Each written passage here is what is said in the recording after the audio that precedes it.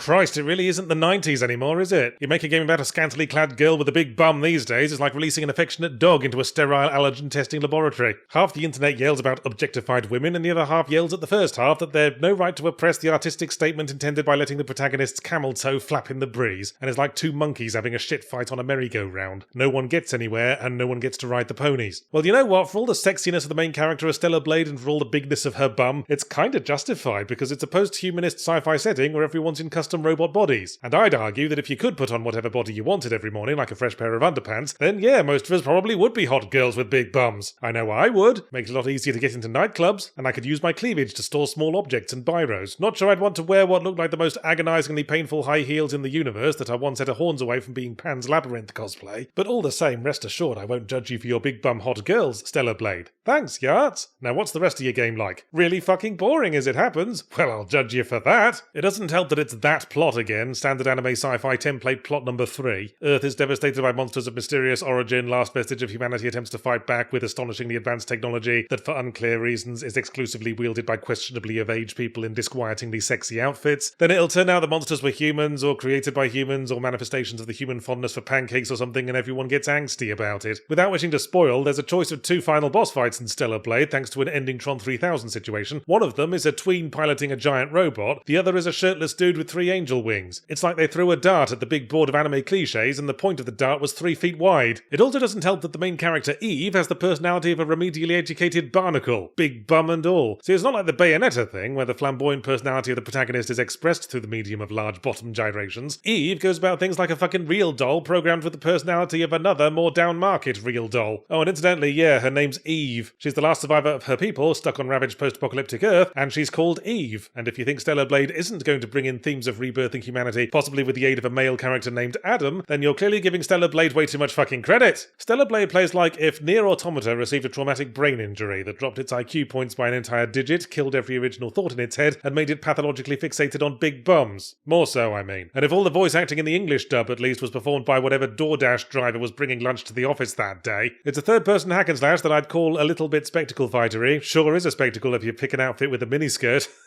Gender politics. Taking place half the time in open-ended ruined landscapes with multiple side quests, and half the time in linearly laid out ruined landscapes that hit copy-paste a few too many times. The environments also have this occasional fondness for really unnecessarily huge rooms that never fail to make me go, boy, I wonder when we're going to fight a boss here, and not just run in a straight line across empty floor for 45 seconds. But until we figure out a way to harness clean energy from anime game jiggle physics, the one thing that might save Stellar Blade is the combat, and only because it's basically functional and gives you something to do with your hands, besides, you know, the obvious. It's the usual arrangement for third-person melee combat: light attack, heavy attack, parry, dodge, block. That's how we sing the melee combat rock, with timed perfect parries and perfect dodges as well, with a sort of Sekiro-like heavy emphasis on the former, because following the trend for Souls-likes these days, most of the boss's preferred strategy is to spaz out like an arachnophobic drummer practicing in a poorly maintained garden shed, and I found I could perfect parry their combos fairly consistently just by in return spazzing out on the block button, like an arachnophobic me noticing a spider on the block button. So that's the core of it. We had probably a few too many additional super attacks and Rage of the Gods modes along the course of events, including a gun, which is mostly so useless during the usual melee business they have to have entire sections of the game where it's the only thing you're allowed to use, possibly to justify it on their tax return. All in all, I struggle to think of any area in which Stellar Blade isn't boring baseline and/or hackneyed. Even the final boss is a boring twat, especially before the 3 angel wings pop out, and afterwards only less so because you find yourself wondering how he'd ever fit inside a public convenience. The environments range from ruins to desert ruins to more desert ruins to ruined sewers to a space elevator, which I suppose is more interesting, but then it gets ruined. Half the side missions are just find corpse, go back to Hubtown and report corpse to corpse's friend stroke wife stroke cousin stroke occupational therapist. I don't think there was a single plot twist I didn't predict. Like at the very start your mentor dramatically sacrifices themselves so you can escape, but you never see a body, so I was like, okay, see you later when you're a boss fight, I guess. Oh, hang on, thought of something. I was impressed by the relative lack of invisible walls in Stellar Blade. Most of the time in this sort of thing, if you see a pile of collapsed debris, and you'll see a fucking lot of that in Stellar Blade, that would be environment design shorthand for no go this way. But I was surprised by how often I was permitted to just climb over such things, and often there'd be a secret behind it, although usually it just contained crafting materials for making purely cosmetic outfit. Oh, wait a second. I think I figured out Stellar Blade's unique selling point. Everything else, the plot, the combat, the world, is too generic to be anything but the foundation, the frame around what's really important, which it turns out is dress-up dollies. The unlockable outfits are where all the creative effort seems to have gone. None of them would be out of place on stage at a future avant-garde avant-garde fashion show for rich people with some kind of bizarre grudge against their own buttholes. And I did think it was weird how the only reward for a major side quest early on was unlocking the ability to change my hairdo. But why criticize, you know? More bridges should be built between the people who want to dress up Barbies and the people who want to jerk off to big bums. Maybe Stellar Blade could bring all those people together. Hopefully in a room with adequate air conditioning.